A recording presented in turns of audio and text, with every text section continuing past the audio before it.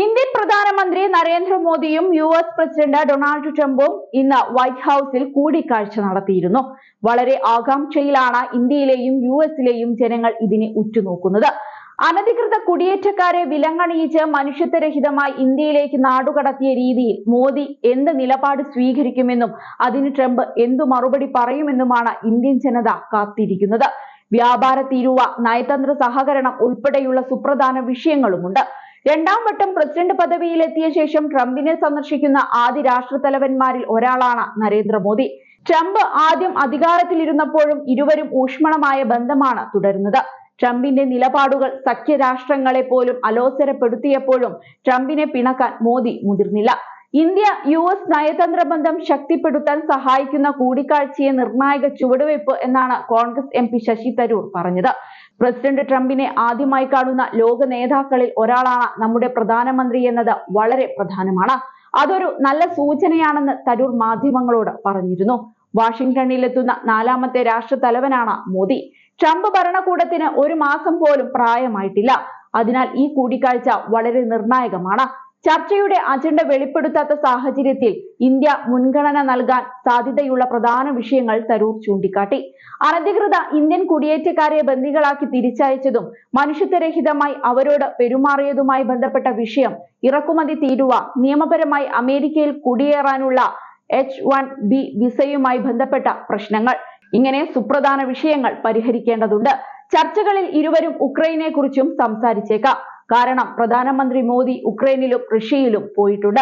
Trump Russian president Vladimir പുടിനുമായും ഉക്രൈൻ പ്രസിഡന്റുമായും സംസാരിച്ചിരുന്നു. ഇതെല്ലാം പരിഗണിച്ചേക്കാം. അതേസമയം ഇവിടെയിരുന്ന് അവർ എന്ത് ചർച്ച ചെയ്യുമെന്ന് ഊഹിക്കാൻ പ്രയാസമാണ്. അതിനാൽ വാർത്താക്കുറിപ്പ് പുറത്തിറക്കും വരെ കാത്തിരിക്കുന്നതാണ് നല്ലത്.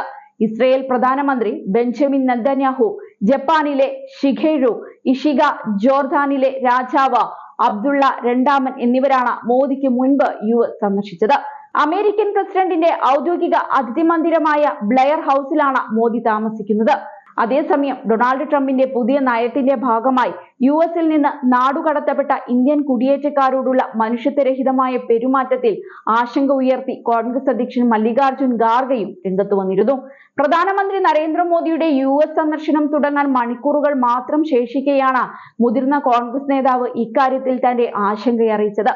പ്രധാനമന്ത്രി നരേന്ദ്രമോദി തന്റെ പഴയ സുഹൃത്തായ അമേരിക്കൻ പ്രസിഡന്റ് ഡൊണാൾഡ് ട്രംപിനെ വിളിച്ച് അവരെ ഇങ്ങനെ തിരിച്ചയക്കരുതെന്ന് ആവശ്യപ്പെടണമായിരുന്നുവെന്നും ഖാർഗെ ചൂണ്ടിക്കാട്ടിയിരുന്നു.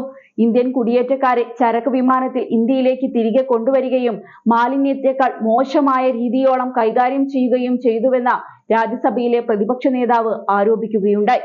കുടിയേറ്റക്കാരെ യാത്രാവിമാനത്തിൽ അയക്കാൻ മോദി ട്രംപിനോട് ആവശ്യപ്പെട്ടിട്ടില്ല.